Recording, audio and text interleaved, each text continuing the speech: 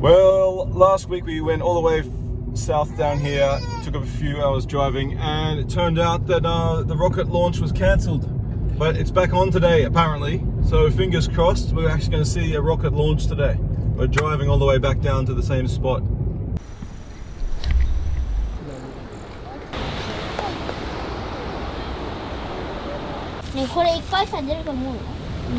So this time, because we left so much earlier, we got down in good time. We got a spot in the good car park, and we've got about 40 minutes until the launch. It's going to be over there somewhere, not sure exactly where. It seemed to be about the same kind of number of people as last time.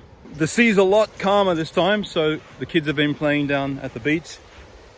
It's a beautiful beach, but unfortunately there's crap all over the beach. 今日はロケットだったっけ？ロケット見に来ました。この前も来て、この前は飛ばす人たちが頭の悪い人がしたもんだから、うちに頼めば修理もできるのにダメだった。でまた来たの。今日はわからん。今日のうちが行ったらいいと思うんだけど、うちが行けなかったから、まあ分からん。今朝何時ぐらいうちを出ましたか？今朝5時に出ました。この前も来たんだけど、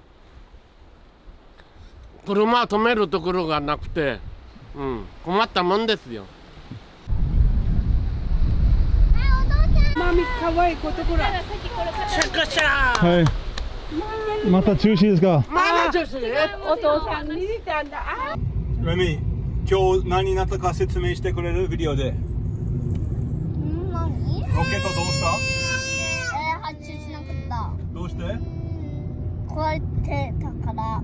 何？壊れてたから。壊れてないよ。じゃなくて、風が強かったから。違う。合ってます。違う。合ってます。じゃあ合ってるよ。